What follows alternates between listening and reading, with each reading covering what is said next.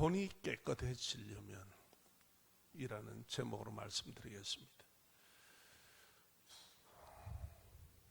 어떻습니까, 여러분들? 우리들 자신들이 영혼이 깨끗하다고 생각하십니까? 그렇게 느끼며 사십니까? 아니면 복잡합니까? 남에게는 드러내놓고 얘기할 수 없을 정도로 그렇습니까? 우리가 참 신앙생활에 영혼이 깨끗해져야 되거든요. 요한 3서에도 얘기했다시피 사랑하는 자여 내 영혼이 잘됨 같이 이렇게 말합니다. 우리는 하나님을 모를 때만 내 수단과 방법으로 온갖 겉모술수를 다해가 동원해가지고 막 내가 원하는 거 버리면 되고 붙들면 되고 이게 성공이다. 이게 아니라 하나님의 말씀은 사랑하는 자여 네 영혼이 잘 돼야 된다. 잘됨 같이 이렇게 얘기합니다. 그래서 네가 범사에 잘 되고 모든 일에 잘 되어진다. 그리고 강건하기를 원한다고 요한 3서에 그렇게 우리를 향하여 지금도 기도하고 있습니다. 그래서 영혼이 깨끗해지려면 이라는 제목입니다. 자, 그러면 우리가 영혼이 뭔가를 좀 합시다. 영혼은 육체와 다른 비물질입니다. 우리 육체와 다른 거예요. 영혼은 우리의 생명력입니다. 생명력.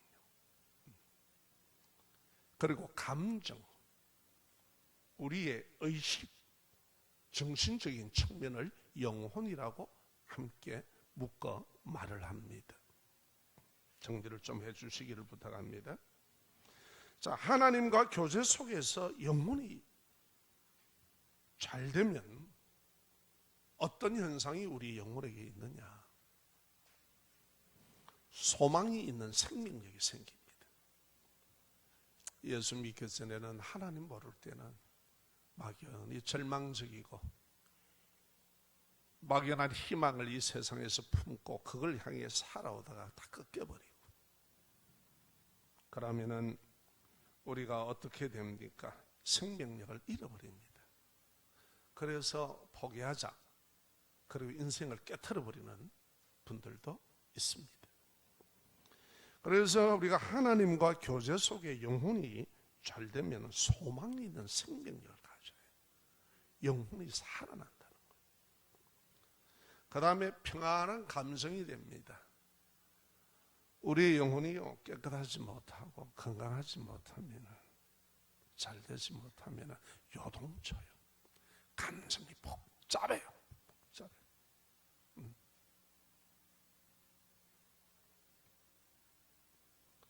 그 다음에 정신적으로 우리가 평안한 감정이 되고요. 정신의식이 건강해집니다. 생각들이 참 건강하고 어떻게 살아가고자 하는 우리 의식들이 다 건강한 의식을 가져요. 그러지 못할 때는 온갖 꾀를 부리든지 어떻게 하든지 뭘 해보려고 그러죠.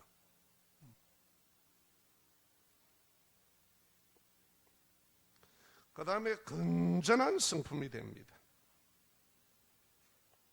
건전한 성품이 돼요.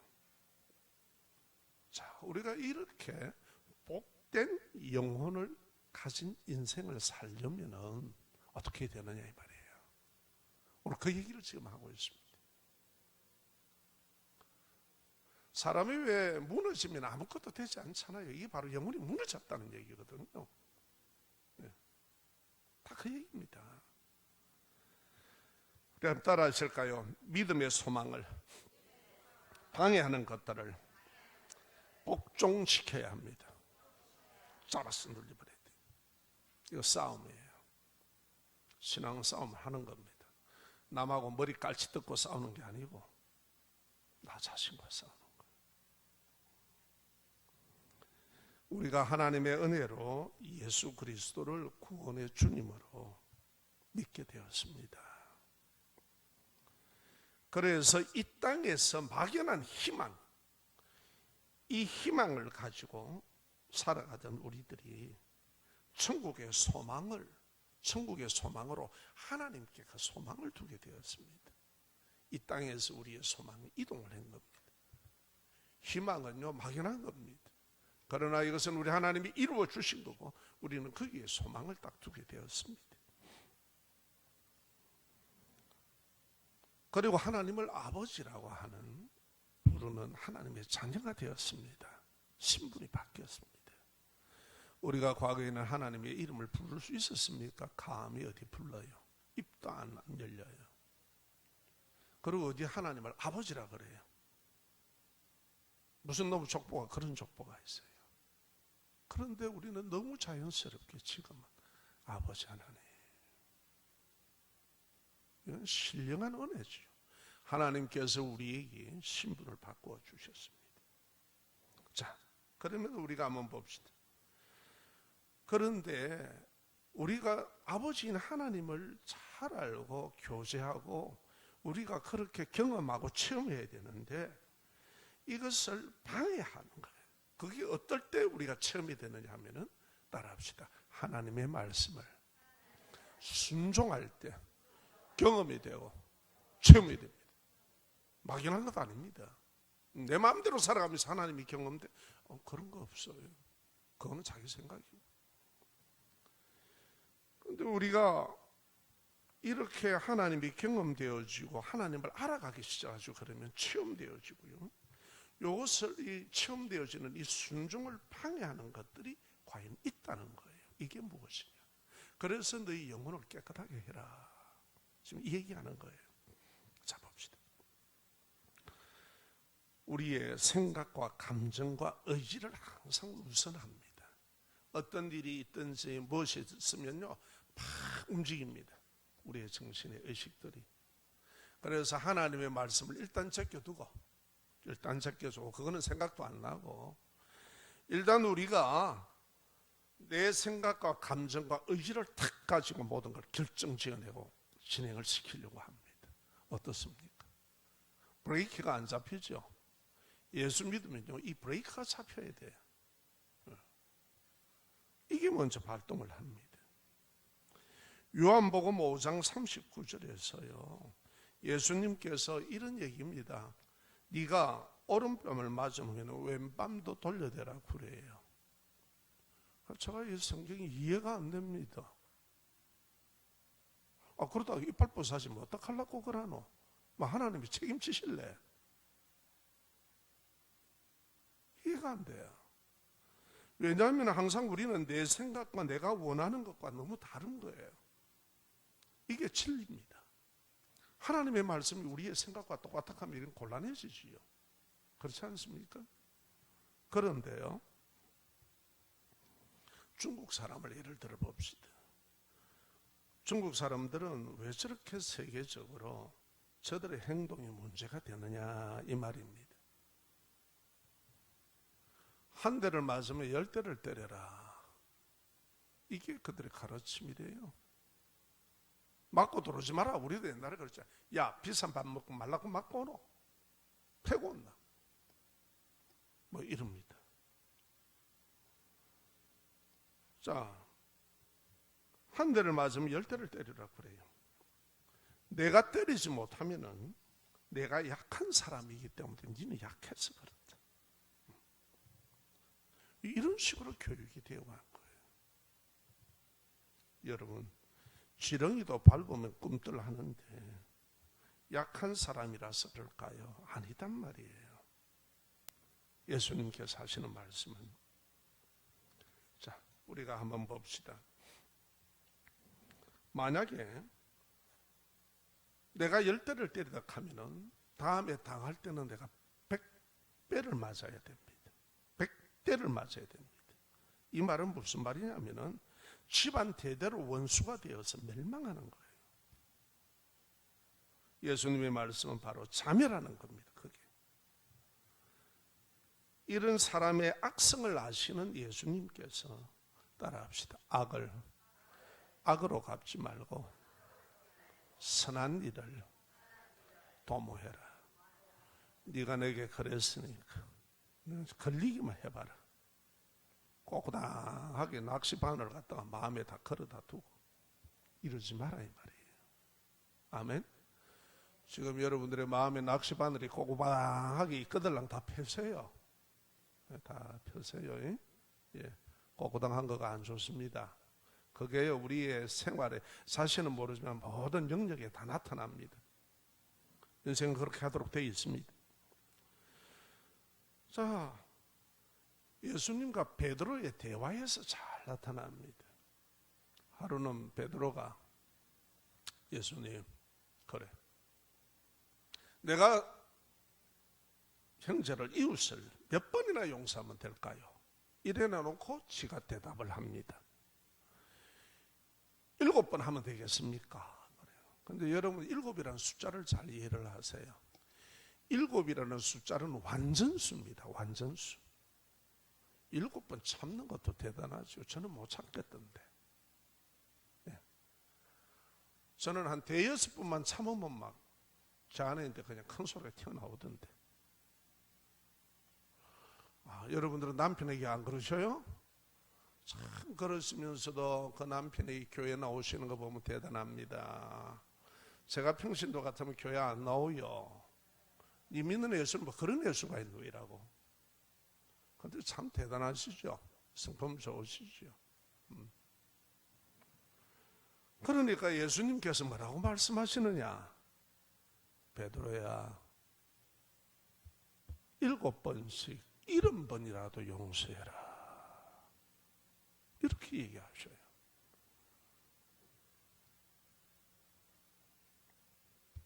이 말씀은 우리의 생각이나 감정이나 의지로 할 수 없다는 겁니다. 하나님의 진리의 말씀에 순종하는 것은 우리의 의지나 사람의 의지로만 생각만으로 안 된다는 거예요. 하나님의 은혜가 있어야 되는 줄로 믿습니다. 아멘. 예, 하나님의 말씀에 붙잡혀야 되는 줄 믿습니다. 자, 한 걸음 더 나갑시다. 또 우리가요, 믿음의 소망을 방해하는 것들을 복종시켜야 되는데 그게 뭐냐면은 우리는요, 경험과 지식으로 형성된 우리의 자아를 가지고 있습니다. 이 자아 중심으로 항상 우리는 생활하고 모든 것이 그렇게 움직입니다. 자, 그거를 한 예를 들어서 제가 말씀을 드릴게요. 이분은 어릴 때부터 동네에서 영향력이 강한 새마을 지도자, 새마을 운동하는 아버지 밑에서 자랐어요. 그래서 동네 청년들도 자기 아버지 말은 안 듣다가 이 새마을 지도자 이분의 어른의 말은 듣는 거야. 대단한 카리스마고 아주 그냥 보면은 모범이 되는 분이겠지요. 아버지는 이 아이들의 존경의 대상이었습니다. 이 아이의 존경의 대상이요, 삶이요, 법이었습니다. 어릴 때 아버지를 보아왔으니까. 야, 우리 아버지는 이거는 막. 제가 이제 그걸 어디서 한번 경험했느냐 하면은 섬에서 제가 목회를 할 때에 우리 둘째 딸이 비가 오고 이러면은 전기 작업을 안 해야 되잖아요. 그 바닷가에 배를 물 띄워 놔놓고 거기다 드릴을 가지고 막 전기 작업을 하다 감전돼 죽었어, 이 사람. 그래갖고 사람들이 막 감전대가 난리 났다고 하니까 우리 둘째 딸이 아버지 막 저를 찾더랍니다. 왜? 우리 둘째 딸 눈에는 아버지가 거의 만능의 모든 걸 해결해 줄 사람으로 알았던가 봐. 저는 바깥에 있었는데. 그래, 바깥에 있다가 들어오니까 그분이 소천했다 그럽니다. 참 안타깝지요. 자, 여러분, 그래서 그 아버지는 존경의 대상이고 그 여자아이에게는 법이었습니다. 삶의 법이었습니다. 농번기가 되면은 일꾼들이 왜 들에 일을 하러 오잖아요. 그러면 밥이고 참이고 막 나갑니다. 그러는데요, 초등학교 5학년밖에 안 됐어요. 그 나이가 몇 살입니까 그게? 네? 지금 우리 신비보다도 더 어린데 우리 나은이 정도, 네, 그 정도 되나요? 나은이 6학년이 나이 정도지요. 아이고 우리 나이 보면은 어째 저렇게 빽빽하게 날씬하게 크는지 내가 참 부럽다. 그런데 이 어린애가 가마솥이, 여러분 무쇠 가마솥이 얼마나 무겁습니까? 그거를 열어가지고 보리쌀을 안치고 보리쌀을 삶아내고 호박잎을 따다가 반찬을 만들고 그래가지고요 소쿠리에 담아가지고 이렇게 내놓으면 아버지가 오토바이를 싣고 가고 그랬대요.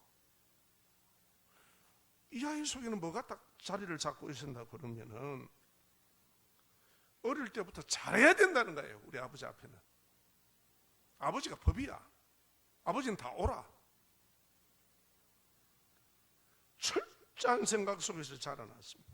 그래서 사회생활을 할 때도 내어놓으니까 모질함이 있잖아요. 사회생활 다 배워 나오는 거 아니지 않습니까? 그러면은 어떻게 노력을 해서 배워서라도 그 일을 해내는 거라. 그런 인생을 살아가는 거예요.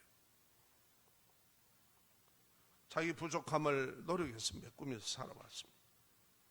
그러다 보니까 다른 사람 의견보다 자신의 판단이 항상 옳다는 겁니다. 주위의 조언보다 자신의 생각이 우선시 하는 거예요. 우리 자신들을 돌아봅니다. 그러다 보니까 다른 사람이 뭐라고 합니까? 타인은 너 고집세다. 너 왜 그래 고집이 세니? 이런 말을 듣곤 했지만은 정작 본인은 그것이 고집이 아니고 옳고 바른데 왜 그러느냐 이 말이에요. 이게 자신의 삶을 형성하고 있는 거예요. 그래서 자기 의로 인하여서 교회 생활하는데도 시험을 당합니다. 여러분 교회라는 것이 진리로 함께 살아가는 것이고 진리를 순종하는 것도 있잖아요. 그런데 왜 교인이 그러느냐? 내가 옳다 바르다. 여러분 자신이 옳고 바르면 왜 예수 믿어요? 나 이해가 잘 안 되더라. 저도 그렇게 살아왔으니까 이게 깨어져야 되는 거예요. 이게 우리의 경험과 지식으로 형성된 자라는 거예요. 이게 항상 중심이에요. 그래가지고요 시험을 당하고 교회 생활에서도 스스로 고민하고요 괴로워하다가 이것을 은혜로 극복하면 굉장히 성숙한 믿음으로 자랍니다. 졸업은 미스 다 튀어나가 버립니다. 자각하는 사람들 그래요. 극복하기도 하고 또 교회를 떠나기도 합니다. 항상 이 문제에 걸려듭니다. 이것을 극복하지 못하면 주의 은혜로 주의 진리의 말씀으로. 아멘. 자, 이렇게 자기 생각으로 갈팡질팡하는 문제의 해결은 예수 복음의 말씀으로 되는 것입니다. 예수님을 믿는 성도는 성도를 거듭나게 하신 구원의 말씀, 항상 살아있는 말씀이 나를 다스려 주기를 원하고, 여러분 신앙생활할 때 그렇게 하셔야 됩니다. 기도해야 됩니다. 아니면 우리가요 교회 생활하다가도 시험 들어요. 이 사람 말 때문에 저 사람 때문에 이래 가지고요 막 교회를 떠나려고 그래요. 자, 다 같이 따라합시다. 베드로의 고백이 돼야 됩니다. 주여, 생명의 말씀이 여기 있는데 내가 어디를 떠나려오리까? 아멘. 이게 돼야 되는 거예요. 그래서 더 성숙하고 깊고 하나님을 알고 경험되고 체험되는 믿음 생활에 안달고 계속 걷돕니다. 자아중심이에요. 종교 생활이에요. 자기도 몰라요 이게. 그런데 이게 정말 꺾이고 변화가 되면은 압니다. 그거를. 아, 이렇게 해야 되는 거구나. 예. 빨리 되는 사람도 있고 늦게 되는 분도 있습니다. 죽도록 안 되고 가는 사람도 있고. 성령께서 내 영혼을 지배하고 다스리면 됩니다. 할렐루야. 이것은 내가 어떻게 하지는 못합니다. 우리의 마음은. 자, 한 걸음 더 나갑시다. 따라하실까요? 진리를 순종함으로 영혼이 깨끗해집니다. 22절에 보면 너희가 진리를 순종함으로 너희 영혼이 깨끗하게 하여 그러죠. 진리를 순종함으로 우리의 영혼이 깨끗해진다고 하십니다. 하나님의 말씀은 진리이기 때문에 하나님의 말씀을 순종할 때 우리의 영혼이 깨끗해진다는 거예요. 자, 진리는 뭐예요? 진리는 진실하게 믿고 순종할 때에, 하나님의 말씀을 진실하게 믿고 순종할 때 그것이 객관적인 사실이에요. 객관적인 사실로 깨달아져요. 맞네, 하나님 말씀대로 그대로 되네. 할렐루야. 또요, 나에게 있어서 내게 주관적으로 체험이 되고 경험이 됩니다. 여러분, 우리가 그래 안 되면 신앙생활 못합니다. 어떻게 할 겁니까? 어떻게 할 겁니까? 안 보이는 하나님이신데. 그렇잖아요. 보고도 믿을까 말까 하는데. 그런데 하나님의 말씀을 순종하게 되면 우리의 영혼이 깨끗해져서 우리가 하나님을 주관적으로 경험하고 체험하게 되고 객관적으로 하나님의 말씀, 하나님 이러시구나 하는 걸 깨달아 알도록 되어 있다 이 말이에요. 할렐루야. 왜 그러느냐? 조금 더 우리가 더 들어가 봅시다. 왜 이런 현상이 내 영혼에 나타나느냐? 하나님의 말씀의 성격 때문에 그렇습니다.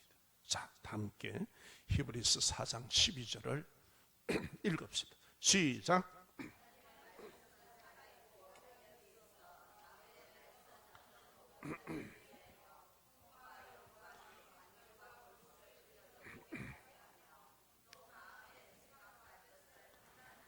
하나님의 말씀은 살아있고 활력이 있어서 좌우의 어떤 날성검보다 예리하여 혼을 다루죠. 혼과 영과, 이걸 하나로 영혼이라고 묶습니다.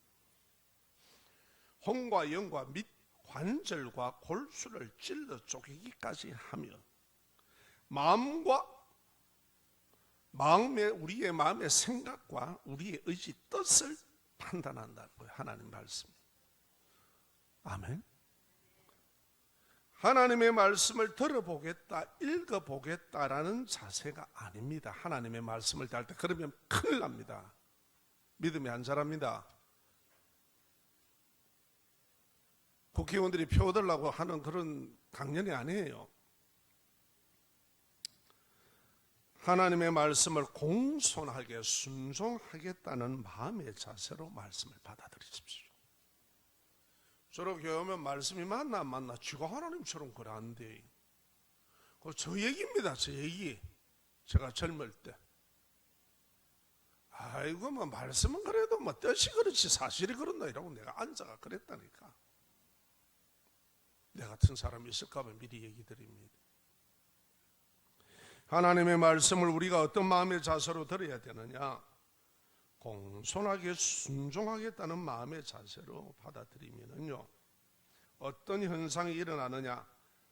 우리의 영혼이 살아 활력이 있는 생명의 말씀은 그 예리함으로 우리의 영혼에 숨겨져 있고 나도 몰라요. 그리고 딱딱하게 덮여져 있는 것, 합리화하면서 있었던 것들을 확 찔러서 쪼개버립니다.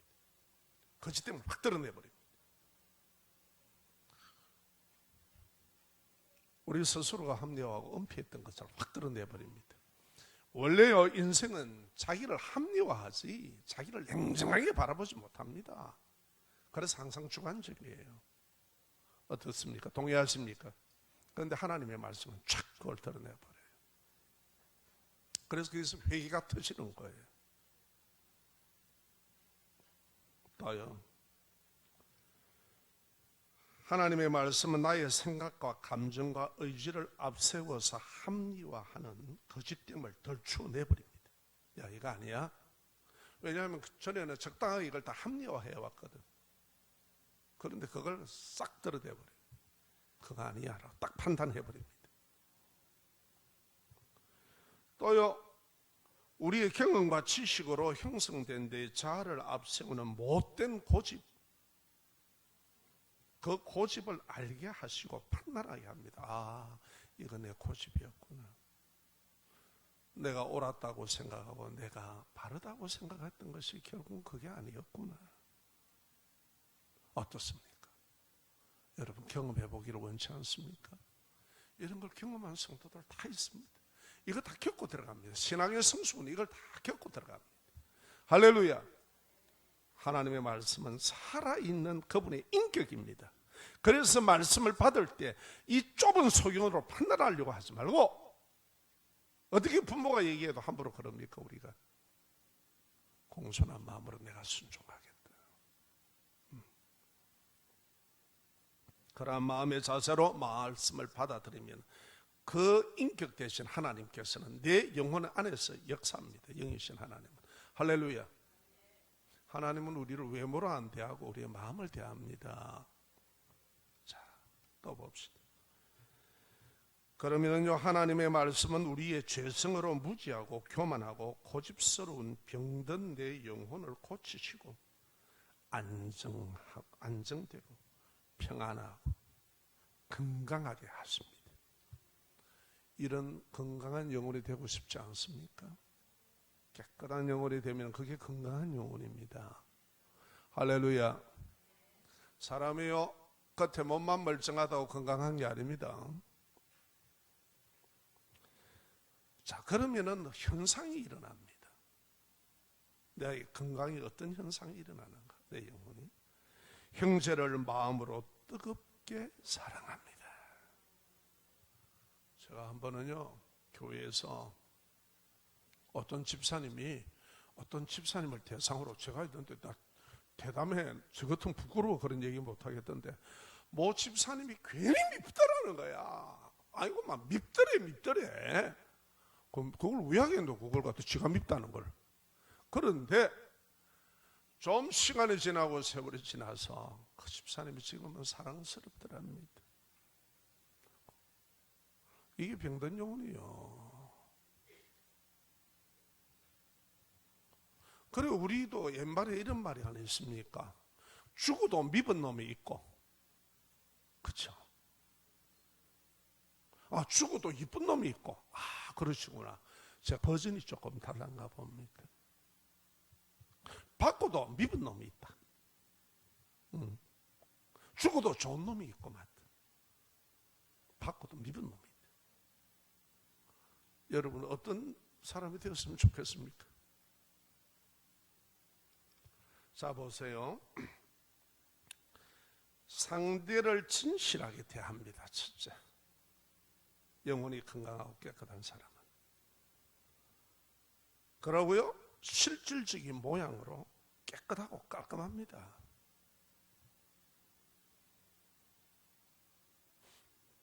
교회 오실 때 보면 다들 깔끔하게 오시죠.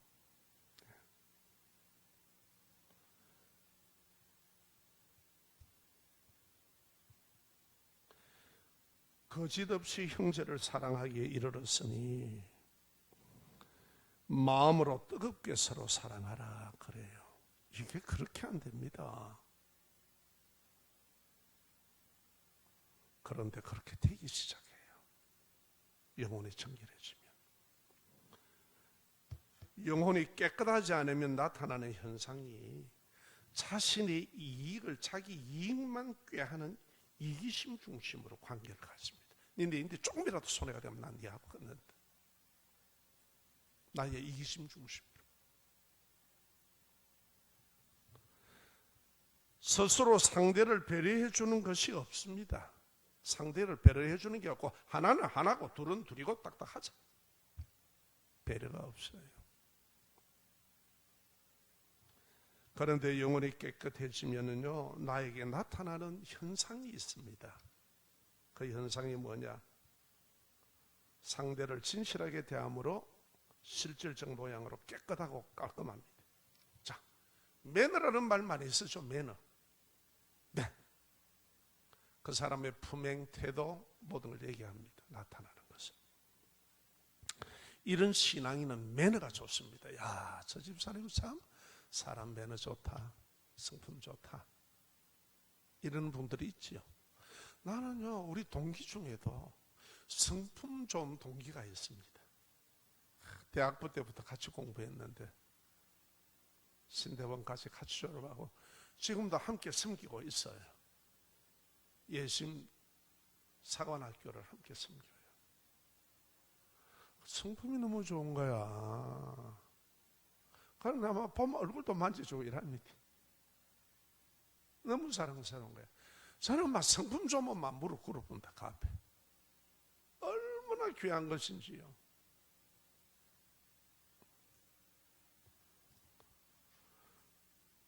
왜 매너 좋다라고 하느냐 하면은 자신의 욕심으로 구질구질하지 않습니다. 깔끔합니다.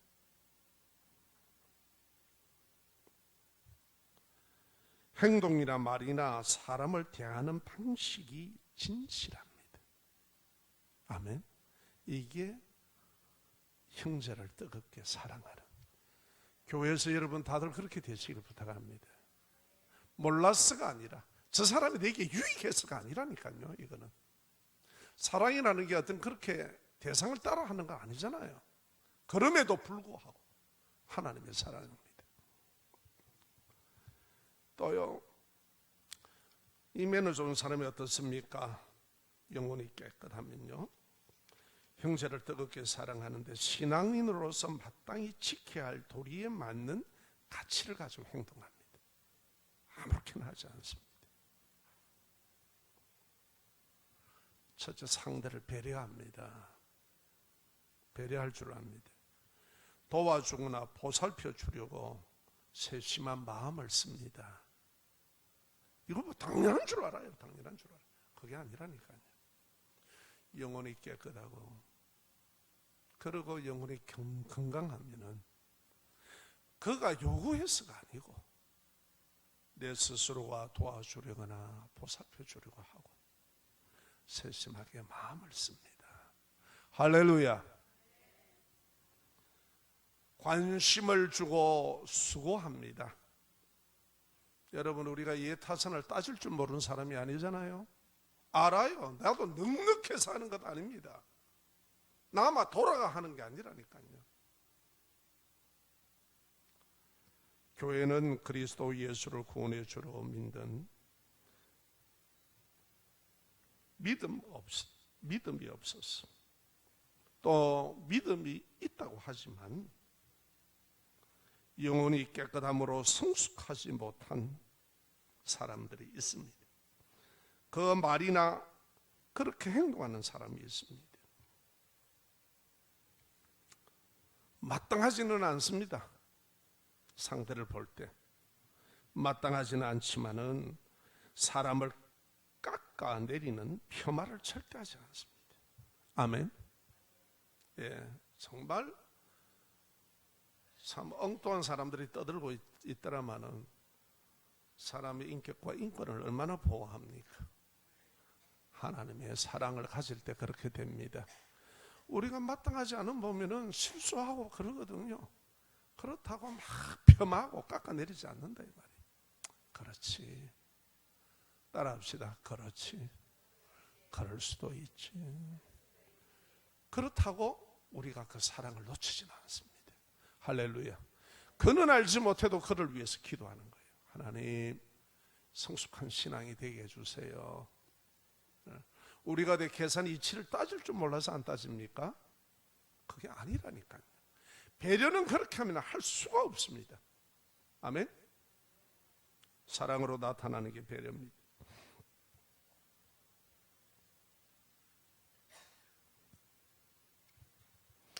예수 그리스도를 믿어 구원받은 거듭난 성도는 믿음의 사람답게 살아가는 가치관을 가지고 순종하기를 원합니다. 여러분 원하십니까? 예, 그런 믿음이 돼야 돼요. 상대적인 게 아니고 일반 세상적이고 세속적이고 이해타산적인 게 아니고 믿음의 사람답게 살아가는 가치관을 가지고 순종하기를 원합니다. 하나님 앞에. 순종하는 믿음에는 수고와 희생이 따릅니다. 아멘.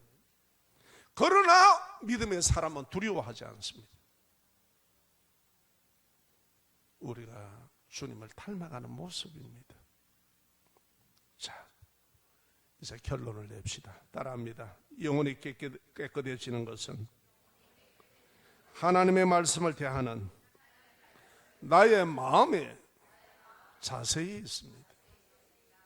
믿음이 왜 안 자라느냐?